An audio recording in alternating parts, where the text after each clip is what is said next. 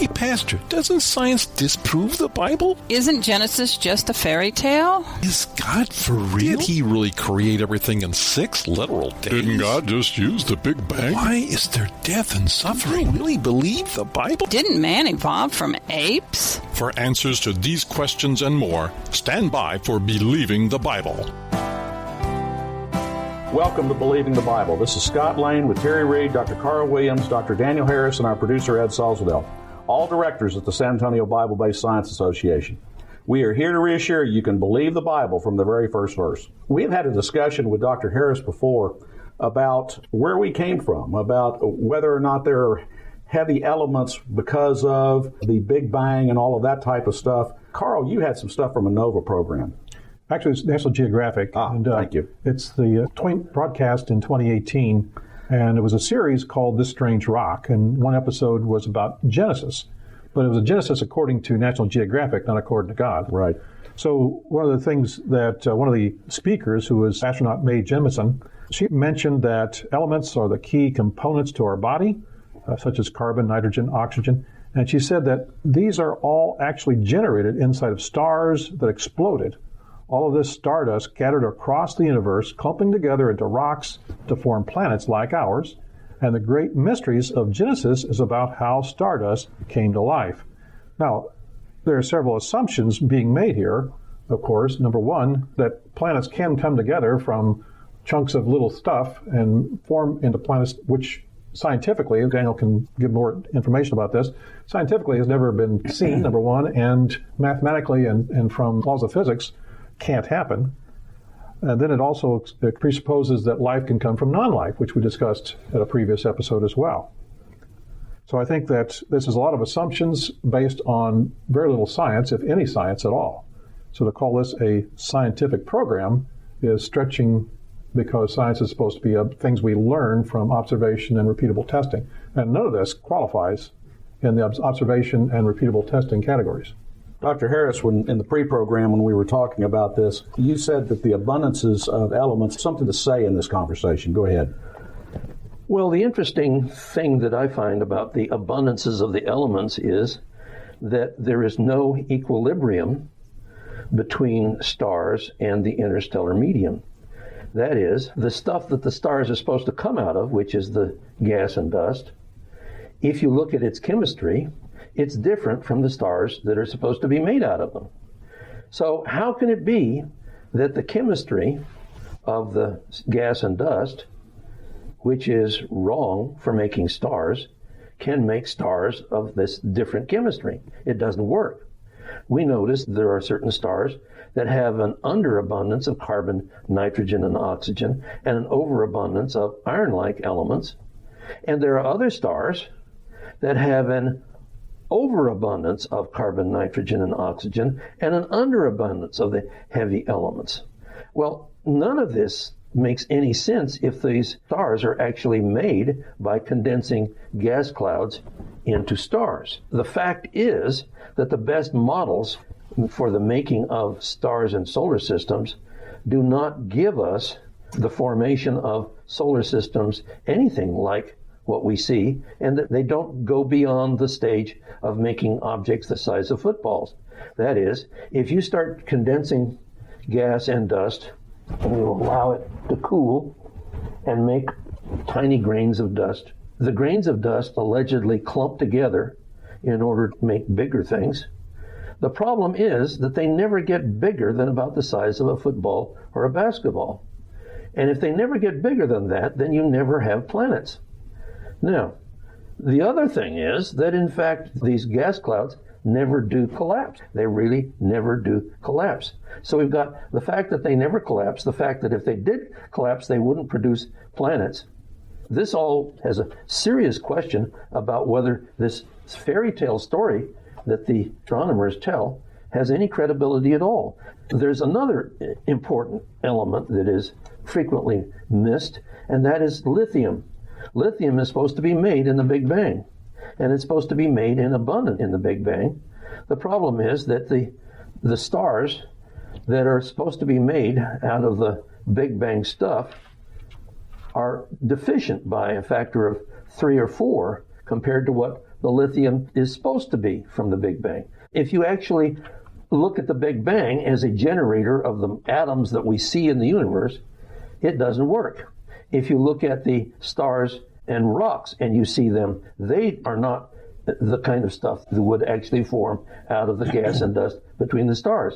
So all of the key links, the key steps are unbridgeable. You can't make stars and you can't make planets. You can't make them out of the right chemistry, and none of this works in terms of the Big Bang. You paint a lot of problems for the Big Bang cosmology, which is accepted in secular science today. One of the interesting things that always hits me is that there are 5 theories about how you could make a star or solar system come together. And all of these 5 theories for how you make a star require other stars to already be in existence. The one exception to that is with good theory of dark matter and dark energy coming into the process to try and, because they actually give those substances qualities which they have never been observed for, but they tell a just so story. Yes, dark matter is exactly that. It's the fiction that the scientists invent in order to escape from the fact that their theories don't work. Because otherwise you can't get a nebular hypothesis to work in terms of the formation of a solar system or a star. You don't get stars, you don't get galaxies, you don't get planets, you don't get anything else. You're listening to Believing the Bible. This is Scott Lane with Terry Reed, Dr. Carl Williams, and Dr. Daniel Harris. If you would like to learn more, go to sabsa.org. That is sabbsa.org. We continue today to talk about where everything came from. Carl, you have a thought? Well, just Will Smith, who hosted this particular episode of National Geographic, made a quote, says, you, me, the dog, we're all made of the same dead dust that built the planet. It's just mixed up different. The big mystery is, what's the mixer? Now, all through this documentary, it's supposed to be leading up to the answer, but that answer is never given. So they end the program with the quote that, think of the fragile moment billions of years ago when you and I and all of us began. It's that moment that nothing turned to something, that stardust sparkled to life. Now, they started with essentially the premise that this was a scientific exploration of truth and ended up with a fairy tale answer. Sprinkling fairy dust. And this passes for science on National Geographic. Well, National Geographic is noted for major lapses, as they did when they accepted as valid the fossils that came out of China that were hoaxes and so on. Mm-hmm. So National Geographic is not exactly your best source for the truth on such important issues. In terms of the biology of this, in order to make a cell, you need at least 300 types of enzymes. And you need DNA, and you need RNA, and you need all of these things, and you need them all at the same time, and they must all be designed precisely to work together like the parts of an auto engine. Now, where does the design information come from? They don't talk about that. The design information, in order to make something that's living, has to come from outside of the naturalistic process. The naturalistic process can continue life once it exists, but the beginning of life, you need this information in order to make all of the stuff come together at the same time. Dean Kenyon, who was the leader of the people who thought that biology could explain the origin of these things, finally threw up his hands and said this naturalistic origin of the cell just doesn't work. I was making a comment earlier that you kind of giggled at, and that was astronomers is that they can't get into their own laboratory. Exactly. What is meant by that statement? Well, I've never been to the stars, and I don't know of any astronomer that has been. They can only passively observe what comes to them in the form of light and other forms of electromagnetic radiation, and maybe even cosmic rays that come in from outer space. We can look at those.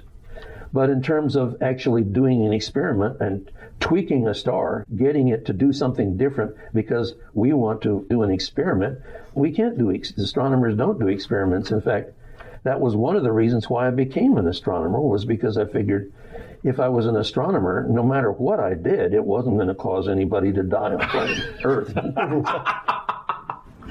Actually, you could be wrong about that. If astronomers tell us that everything started from the Big Bang and convince people that there is no need for God, then perhaps astronomy can be more dangerous than you possibly imagined.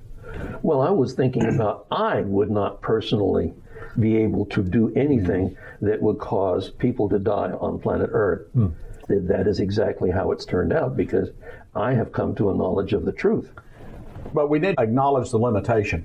There could be different physics out there somewhere in the universe, and we wouldn't know it, but we are not there to be a part of it, observe it, or experiment with it. But that would be against Scripture, because God would not believe treating all people. If there's somebody out there to observe it and it's behaving differently than the laws of physics here, then God becomes a respecter of persons, and the Scripture is clear that that is not who he is. Perhaps I'll agree with that statement. Let's turn that. What I'm saying is there are certain things that occur out there. For example, you have great questions about redshift being a Doppler effect. Yes. Because of different data we've looked at. But we can't get there right now to test those kind of things.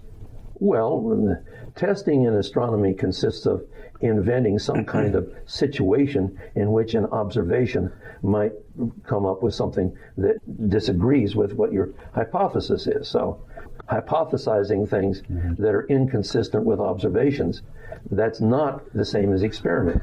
The interesting thing that you'd come up from with your professional background is, though, that when you look at everything that's out there, you don't see a proved Big Bang Theory. You don't see a proved nebular hypothesis.